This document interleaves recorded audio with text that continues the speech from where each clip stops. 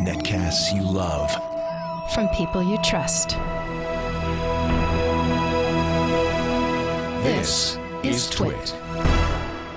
Bandwidth for Ham Nation is provided by Cachefly at CACHEFLY.com.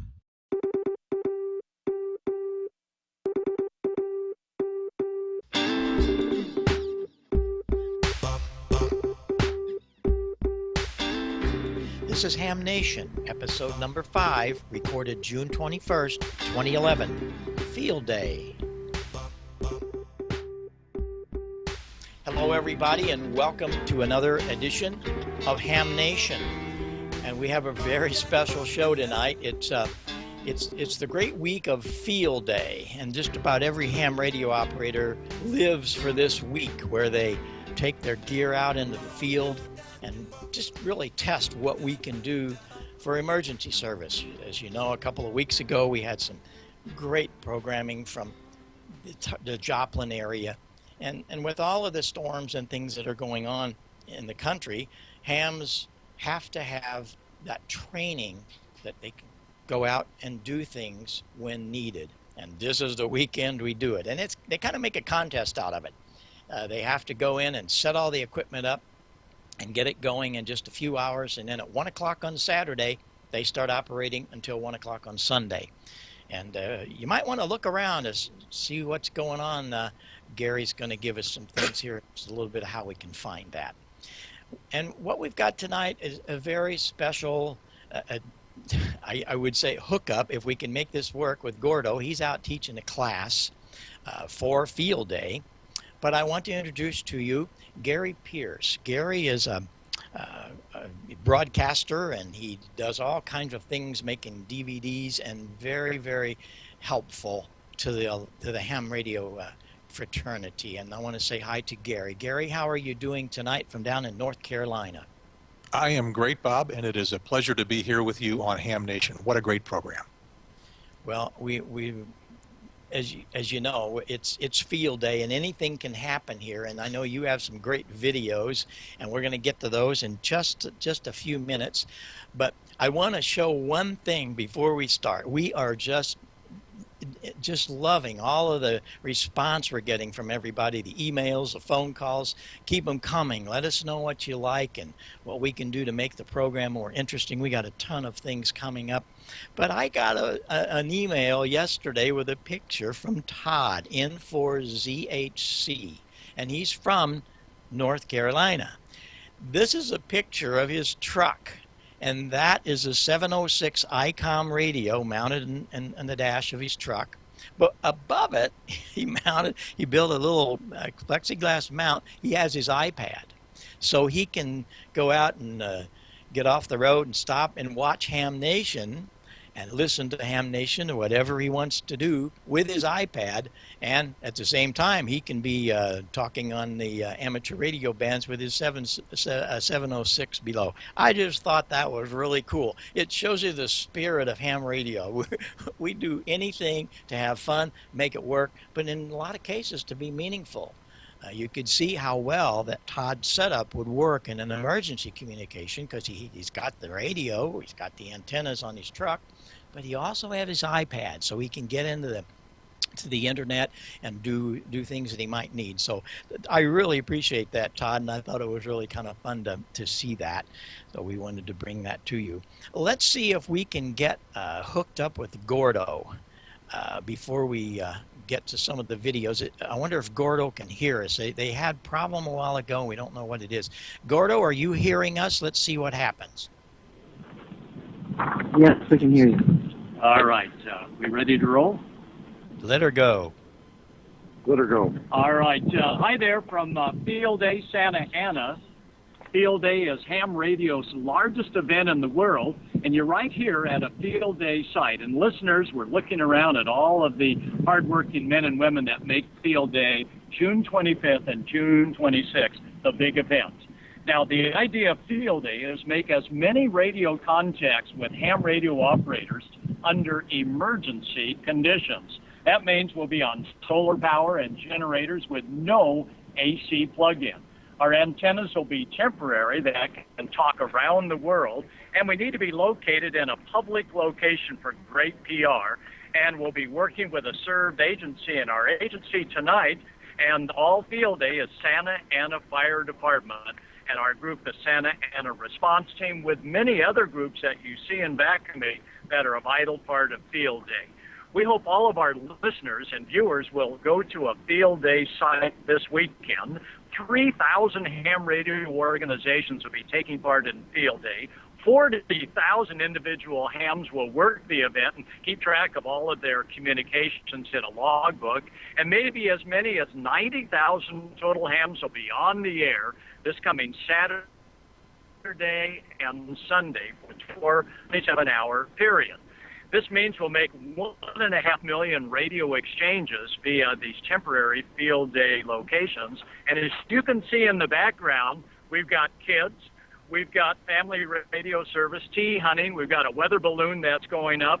We'll have Morse code, data, visual, voice, satellite. For listeners and those of you with a scanner, this weekend, tune in 146.550.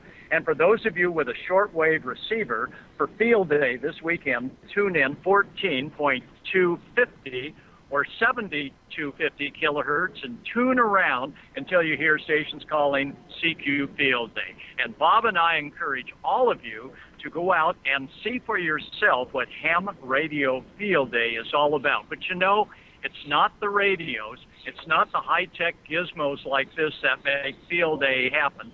But I'm going to step out of the picture. Tom, W6WC, my wife, Susie, N6GLF. These are the key players right behind me. Everybody say hi to the Many of them have built their own equipment. Look at this tower that Devin has put together. It looks like she's ready to talk to the world. And again, this is Field Day, and you're looking at what makes Field Day happen, and that is the Santa Ana Response Team. So thanks, everyone, for being there. It's also South Orange Amateur Radio Association and many of the other radio clubs here. So 73 from Gordo and the gang, and here they are to say the magic number 73. Let them have it. 88 to Susie. Oh, that's great. Well, there you go. It's ham radio at its best. When you can't make communications one way, we're going to figure out another way. And you just saw it in action. Gordo got it working. How cool is that? Oh, great. Well, we're all in limbo this week getting ready for Field Day. A lot of the hams take their equipment out, and they won't be on the air for the next few days because they're all getting ready for this great event this weekend. And I really encourage all of you, find a local park or somewhere that you can find. I'll guarantee you, if you live in some kind of a metro area, there's going to be 2 or 3 parks full of hams testing their radios, testing their abilities, and it goes on for 24 hours. And to really bring this to the top and let you see what's happening, we're going to bring Gary in, and he's going to show you a lot of things, and you'll know exactly what we're talking about. But it was great to see Gordo there, and as he gets prepared to teach his class. Gary, what'd you think? True ham radio at its best, right? CNN has nothing on the TWIT network in terms of figuring out this technology. No. Well, okay, maybe he wasn't in Iraq or something, but he was out there in the field. We should tell everybody, we should mention this, that not everybody probably realizes that last night they took the mixing console away. The digital mixing console is gone, and it's moved 2 blocks up the street to the new studio. So Alex and John and all of them have been going crazy today trying to tie the old analog mixer back together so they could do the shows this week. So God bless you guys. I mean, you guys really need a ham license, because this is what hams do. You have no schematics. Nobody's telling us what to do, and you just start patching and bubble gumming things together until they work. I was watching yesterday as they were doing the deconstruction, and it just brought back so many memories of the studios that I built, and I never want to do it again. Well, they got the best crew there, I'll tell you. Gary, why don't you take over here and let's see if we can get some things happening and show the audience just exactly what happens on field day. I want to know All right, well, I want to know bit how to of, get I want to get that rope over that 100-foot tree. You're going to show us how to do that. we'll show how we do that. A little bit of review. Field day is three things. It is a contest, although some people say it's not a contest, but it pretty much really is. It is an emergency exercise, which is probably the most important part of what field day is all about. And it's a camp out because it's a 24-hour event. It starts on Saturday afternoon for most of the continental U.S., I guess. 2 o'clock here in the east, so it'd be late Saturday morning, 11 o'clock on the West Coast. And it runs for 24 hours straight. It goes all night. So that's why it's a camp out. A lot of folks will stay up all night and operate and try to get some sleep and pitch tents and things like that. So that's the basic, the bottom line of what field day is all about, ham radio communication.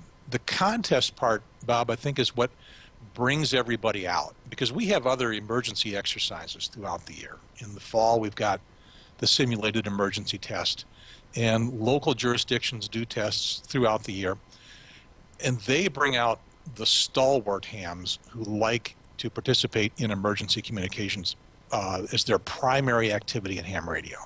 But that's a pretty small number. Field day brings out, if not everybody, darn near everybody. As Gordon was saying, 30 to 40,000 hams participating with several thousand stations across the country. And they do it because it's a lot of fun and it's a contest.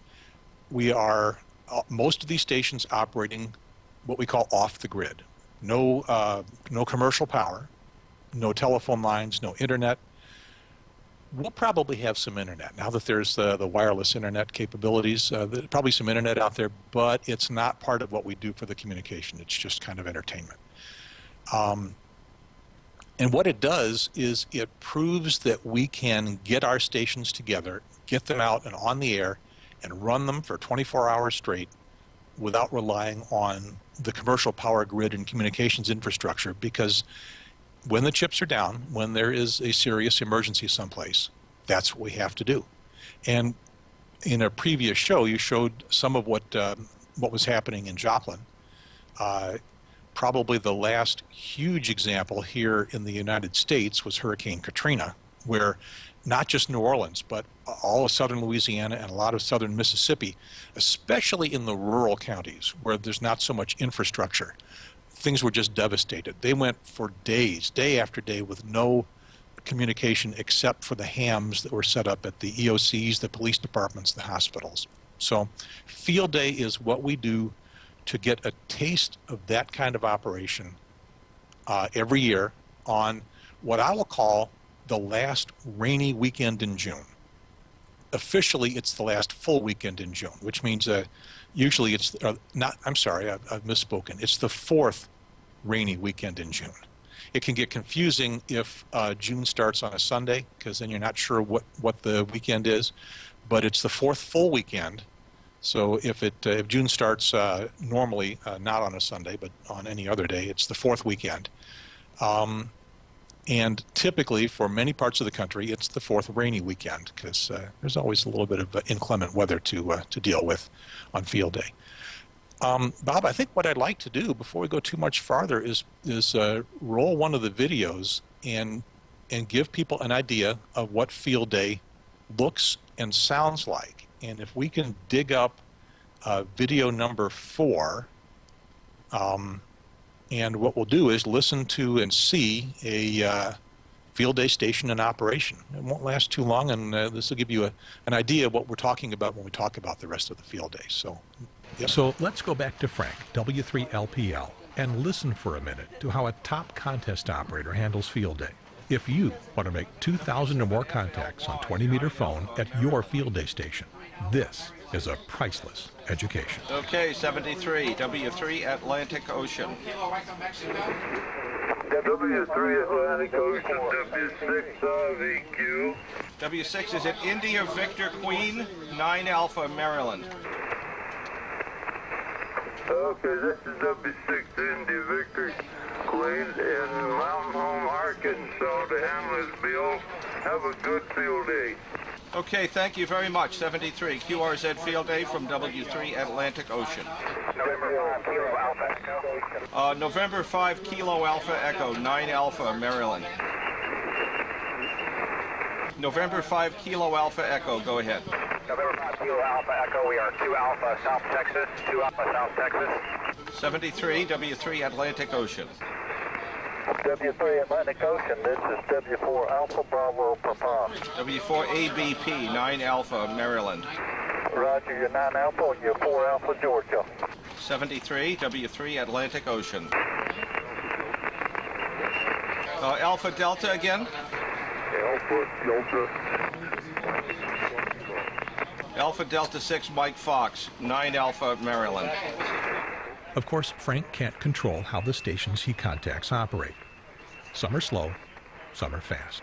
Please repeat. But listen to how efficiently he responds to them all. No unnecessary call signs, no unnecessary words. Okay, I've got it. Thank you. QRZ Field Day from W3 Atlantic Ocean. Kilo Juliet 0 Tango. Kilo Juliet 0 Tango, 9 Alpha, Maryland. 73, W3 Atlantic Ocean. Whiskey 4 Golf Lima. W4 Golf Lima, 9 Alpha, Maryland. Copy 9 Alpha Maryland. Copy Whiskey 4 Golf Lima, 1 Alpha Sierra Charlie. Thank you, W3 Atlantic Ocean.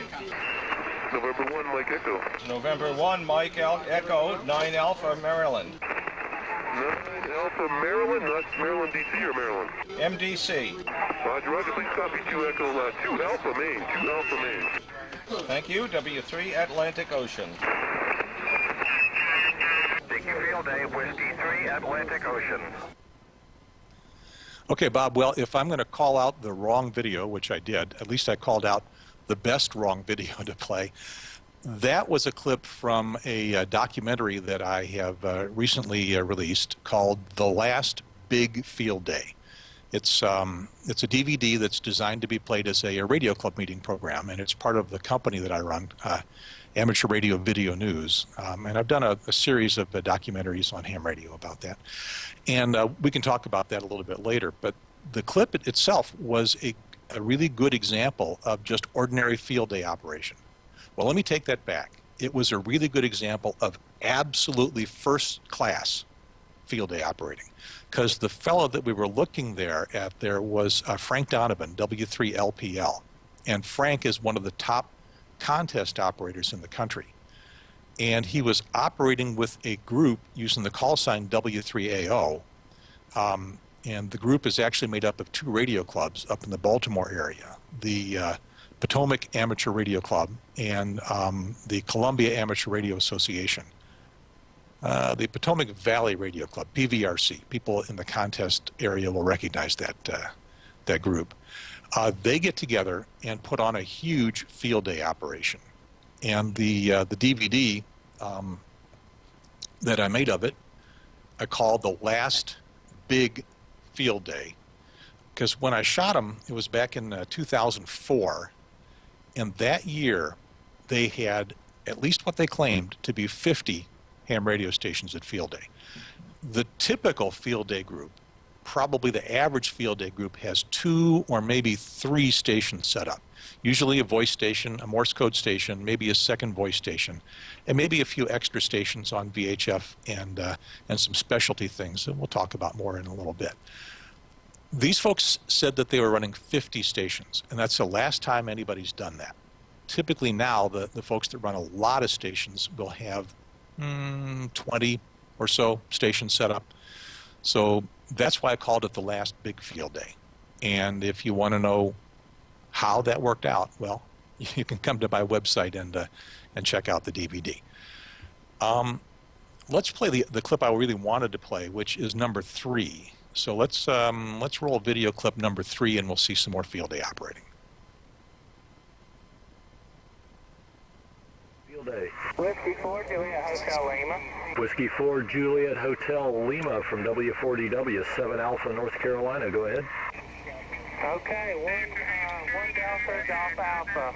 1 Delta Golf Alpha, thanks and good luck. Whiskey 4 Delta Whiskey Field Day. Kilo Foxtrot 3, Delta Tango. Kilo Foxtrot 3 Delta Tango from W4DW, 7 Alpha, North Carolina. Go ahead.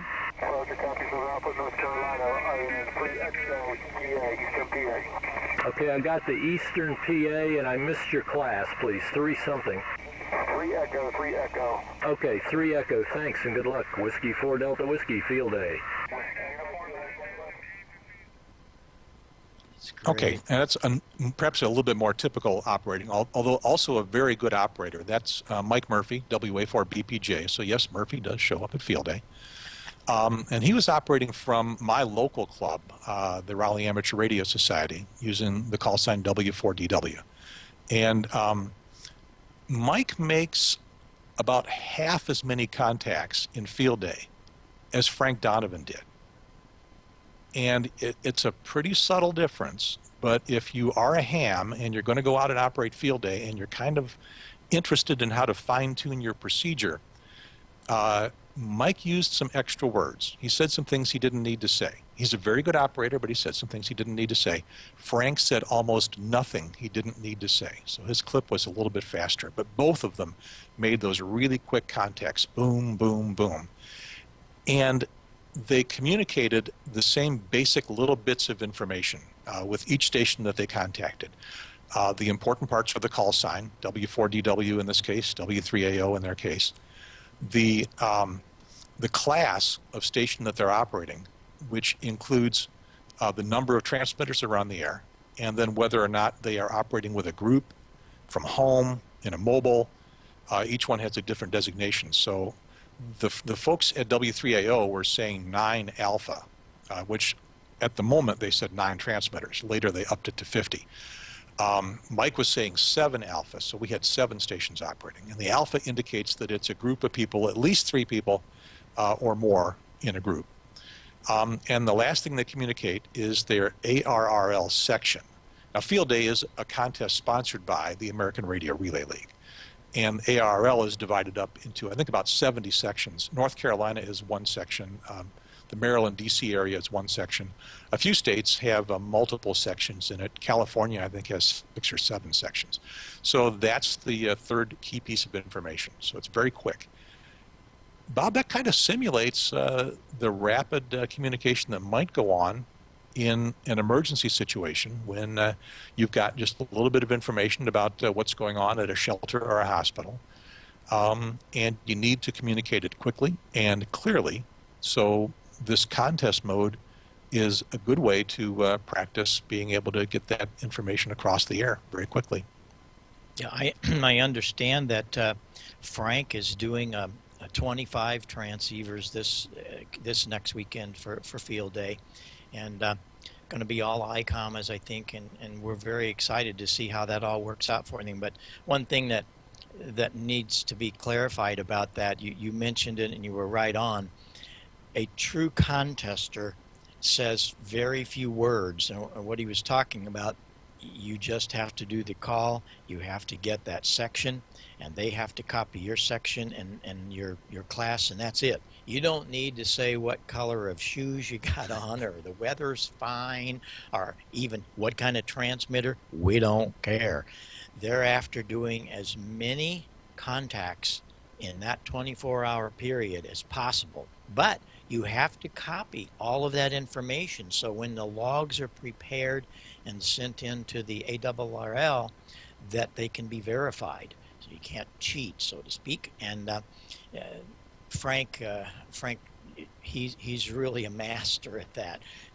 He can get more contacts in just a couple of minutes than most of us can do it. Oh, he's really something. So it'll be interesting to see how that all works with their new transceivers this weekend.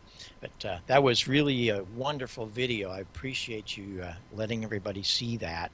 And I should add, though, that the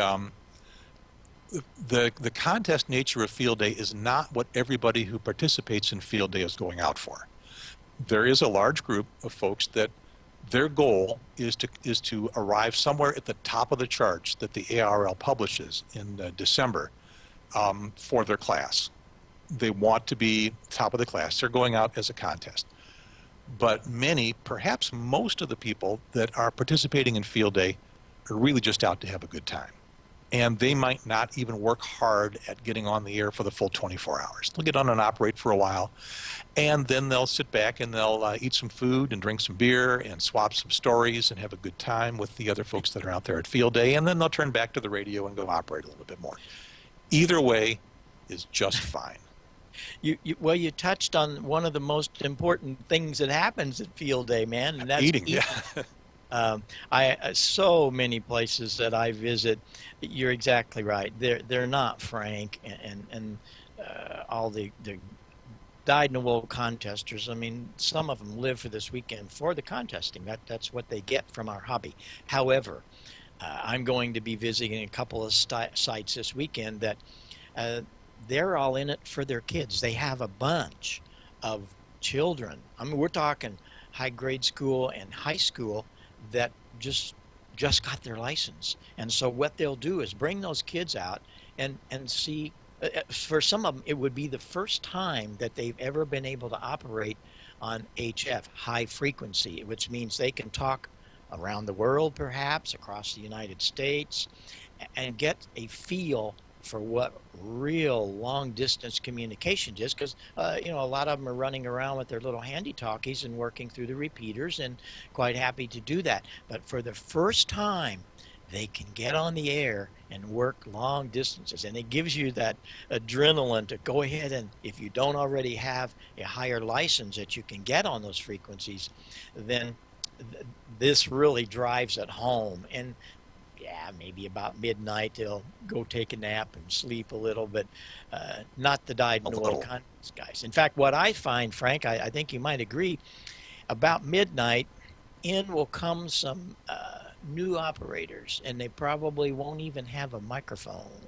These are the dyed-in-the-wool CW operators. I mean, really schooled Morse code operators, and they feel they can get more done late night like that because they can dig into there and hear some of the weak signals and get some of the districts that they didn't get during the day when signals were big and a lot of QRM, which is interference and static going on. So I find that the dyed-in-the-wool CW guys come in about midnight and they work for about 6 or 8 hours and really run the score up. Don't you find that in a lot of cases?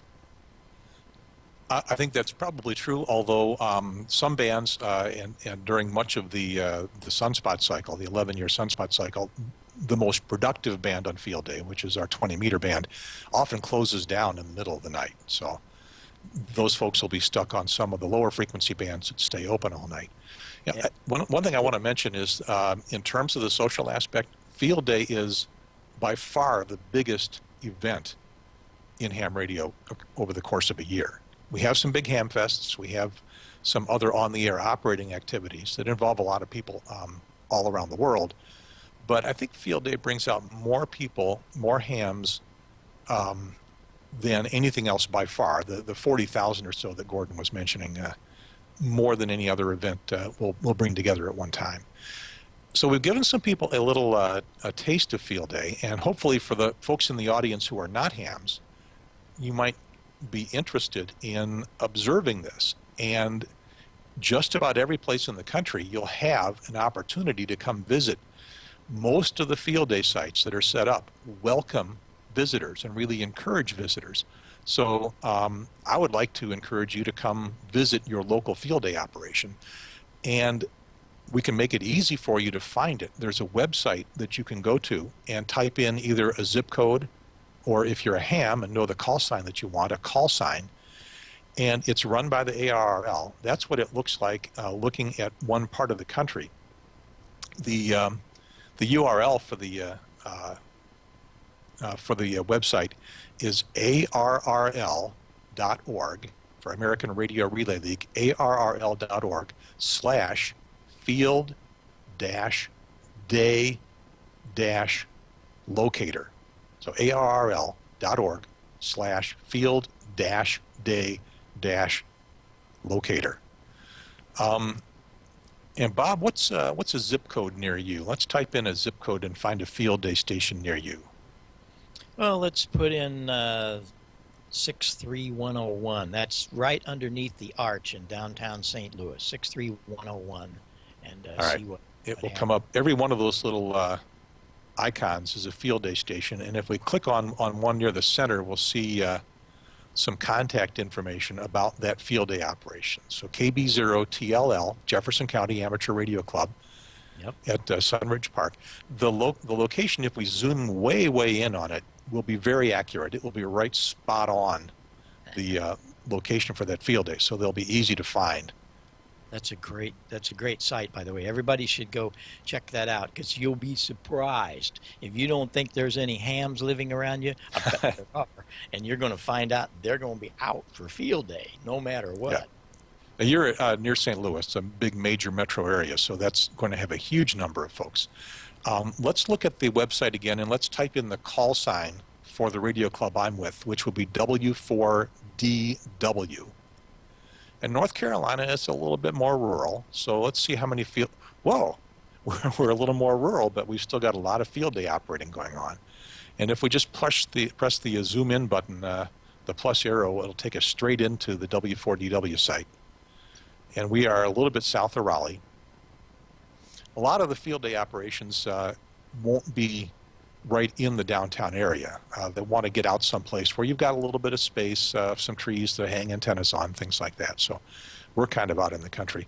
Although a few years ago, Bob, I did a special station located on the grounds of the capital of North Carolina in Raleigh. I got permission to set up a station there. It wasn't easy to get. And we set up 2 stations that operated for our 24 hours right on the Capitol grounds. So we had a lot of visitors who were coming to downtown Raleigh to look at other stuff, and they said, what the heck is this? And we got to show them our field day operation.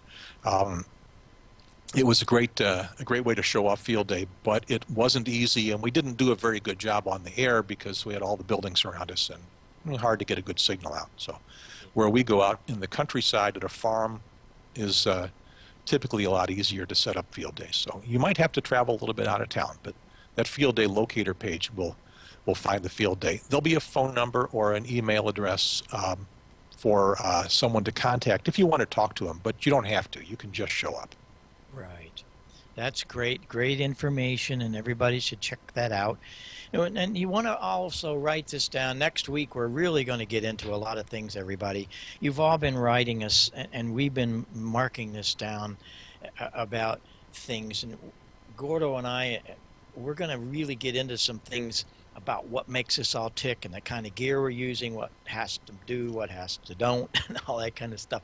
But one of the things that guides it all is the ARRL. You want to go to their website, .org, and they've got a lot of things for you. They have wonderful manuals, a lot of help, and while you're there, of course, you can see the field-day-locator and find out where people are in your area. But the ARRL is really a guiding light for all of us, and you want to check into that. And of course, they'll help you with clubs that are in your area that might be teaching classes and things like that.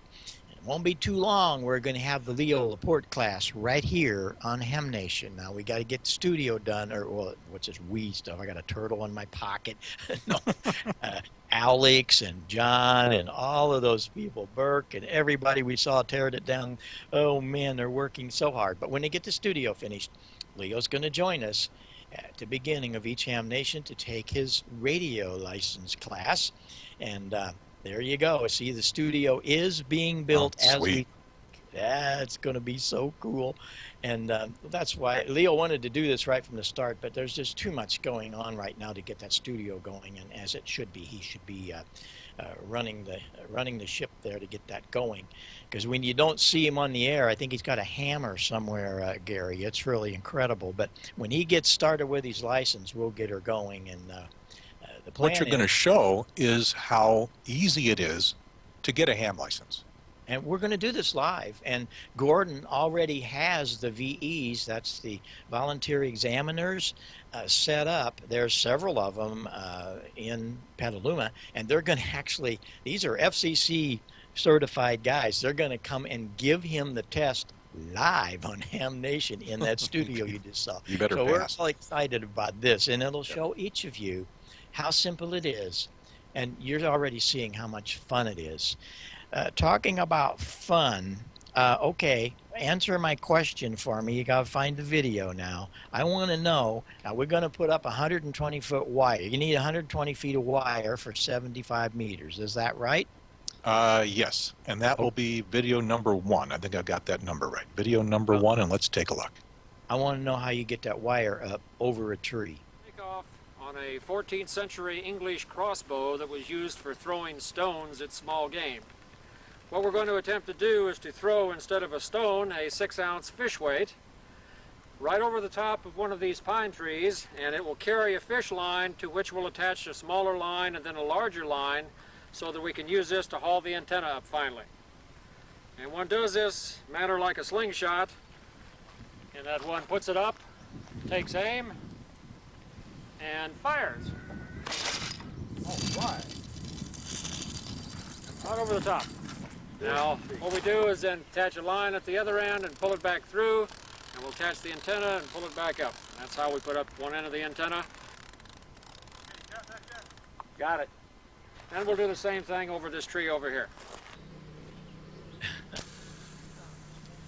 So that was Bob Keys a moment ago, NA4G. This is Jeff Wittick, AC4ZO. And Jeff does it with a more traditional bow and arrow.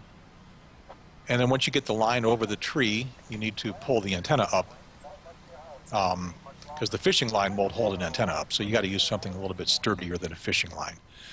And the antenna we're looking at is something that you've described in the past in past few shows, a dipole antenna, which is, in this case, 120 feet of wire, split in the middle with an insulator, and then the feed line drops down from the middle. It's a very simple antenna to build, very effective antenna on the air, and that's how you get them up over these 70 and 80 foot tall pine trees that we have down here in North Carolina. For those that don't want to build that, don't you have a thing with you? You got one of the Easy Hangs? You own one of those little guys? I think it's called Easy Hang. What a cool... I do. There's... Yeah, the bow and arrow is one way to do it. A crossbow is one way to do it. This is a commercial product. It's made by a company called Easy Hang, and it's just a slingshot with a fishing line, fishing reel attached to the front. So you hold it like this, and you pull back the slingshot with the little weight in the sling, and it's good for getting over a tree 80 feet tall. I use it all the time, so that's a good way to do it. And it's more compact and easier to manipulate. There are guys, probably the proudest people who hang antennas at field day are the guys with the potato cannons. Yeah. Do you know what that is, Bob? Uh-huh. Yeah. They use it to throw T-shirts at baseball games, right? Yeah, that kind of thing. It's a tube that you fill with a compressed gas and put... It could be a potato, but it could be a tennis ball or something with your fishing line attached to it. And you light that off, and it makes a good loud boom. And if you had a 200-foot tree, maybe a giant sequoia or something, we don't have those here in North Carolina, but you could go up over it. The aiming may be a little bit more accurate than any of the other devices, at least if you have a good sight on it. So they have a lot of fun. I like to use my little Easy Hang. And, that Easy Hang is great. I have one of them, and the first time I tried it, I wonder if I can get this over my tree. It's about 80 foot, and I shot that thing up there, and I couldn't find that. What happened to the to the weight? It was over my neighbor's house in the next yard, and it can go a long way. And so it's good to have at least one other person. It's good to have a spotter on the other side. And a little shout out to the Easy Hang guys. Every time I see them at a ham fest, they give me a handful of these yellow weights because they know they can get lost. You need a lot of them. Yeah. Oh, that's great. That's great. They give me a handful. And if they're watching this, next time I expect to maybe get an extra reel too. Replace some of the line. Okay, we got our antenna up. Now, wait a minute. We're out here in a field, and we have no power. We have no lights. You saw a tent that somebody put up, And how I'll are tell you what, gonna- let me interrupt you for a moment, because we've got one other antenna. A dipole is an effective antenna, but Yeah. a beam antenna, a directional antenna, is a more effective antenna for our higher frequency bands.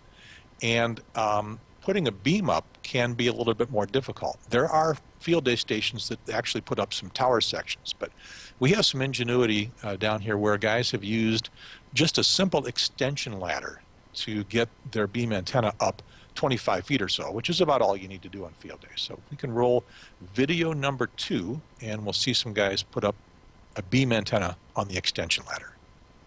CW station, we've got an extension ladder that we're going to put it on. It'll get it about 25 feet off the ground is all. For field day, we think that's plenty good enough. You ready? Ready. Got it. We'll let you know the day after tomorrow. Yeah, that's all it takes. Extension ladder, some guy ropes, and a little muscle power, and they have a good antenna up on the air. That's just too great.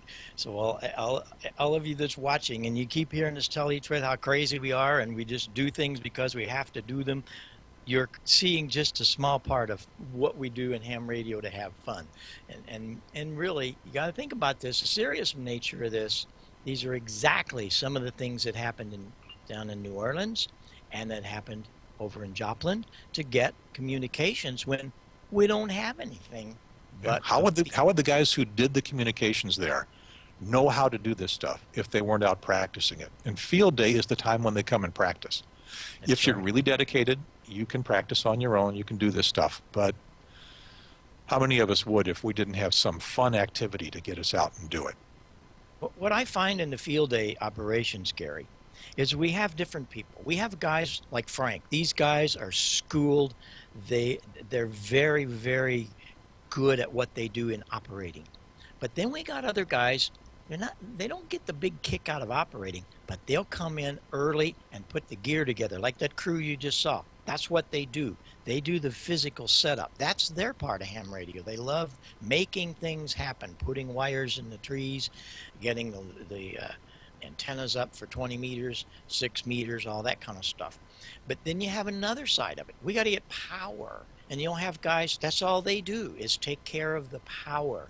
And so you have all these little segments of what it takes to put a field day together. Of course, I already mentioned the cooks and the feeding, I think. But, we can't mention that too often. Yeah, and it's really great, and we want to show that, and of course we don't want to get out of here. We still have some time.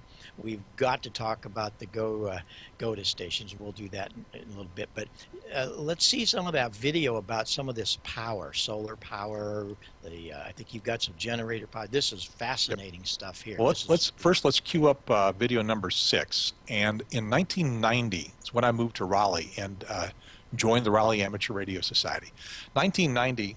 To me, that was like yesterday. I guess now it's kind of like ancient history. Let's roll number 6 and look at what we were using for power back then. Plus is red, minus is negative. You don't mind if I back up, dude?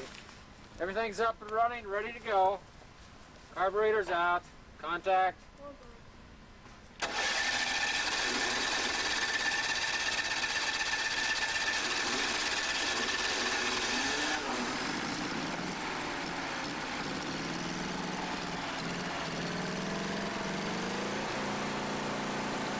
Oh, man.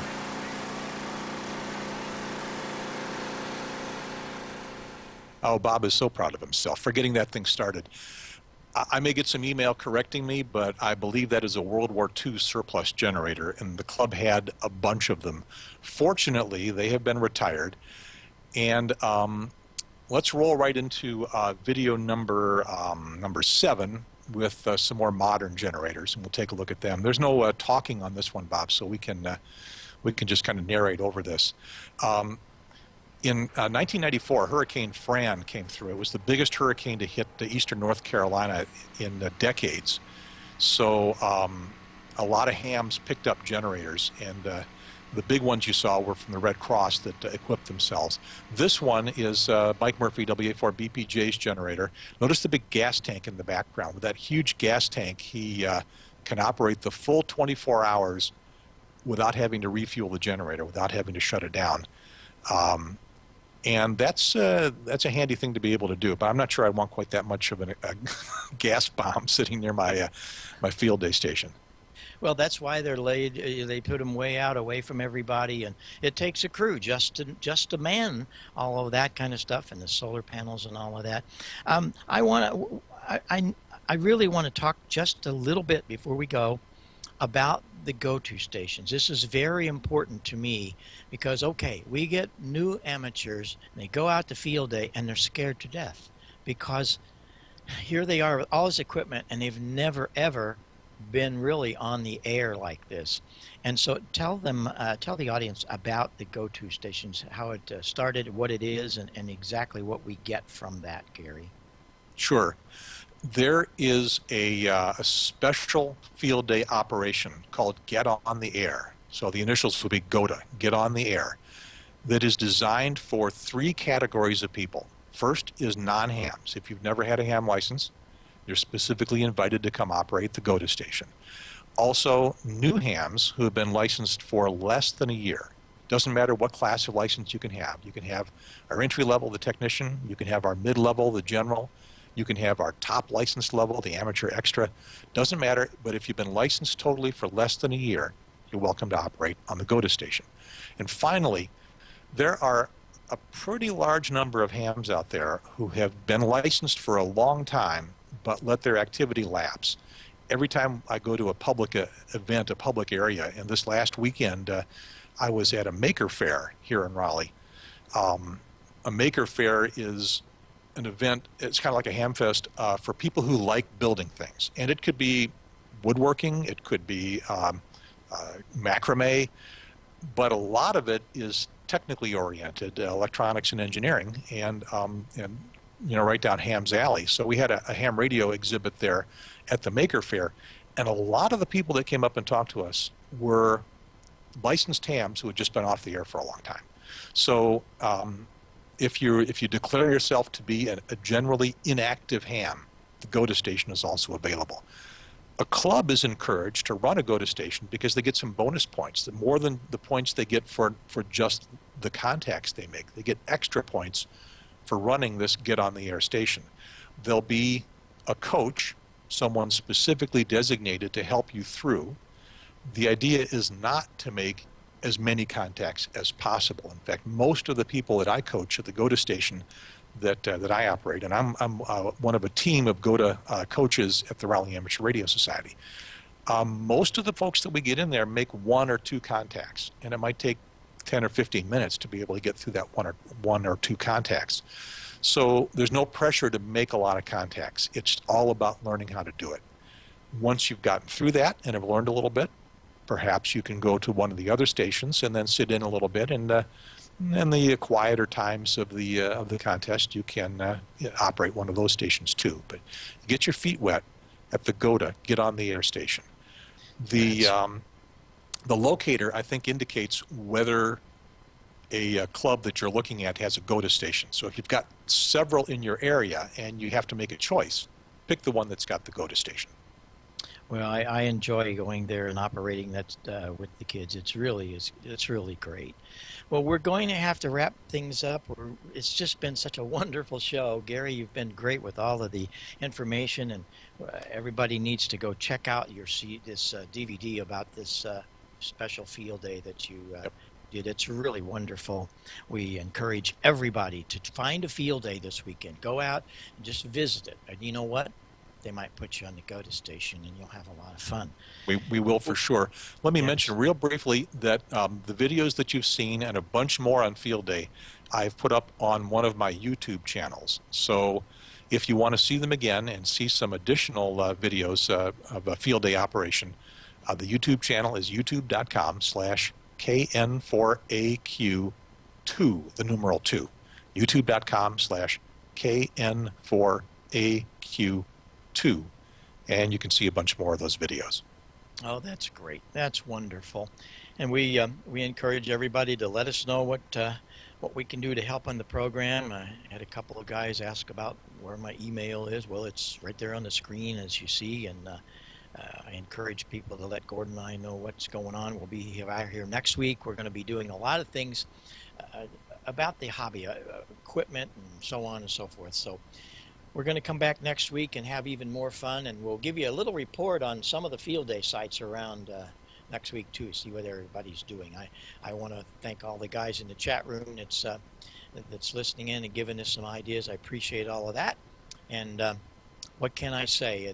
It's a great weekend coming up for all of ham radio, and we appreciate everybody tuning in and listening here. I hope that we can see you again next week here on Ham Nation, and be sure and tune in to us each week as we have a lot of fun about amateur radio, and that's what this is all about. So we're going to let Joe Walsh play us out with our theme here, WB6ACU, and we'll be talking to you next week here on Ham Nation. Thanks a lot. Good night, everybody.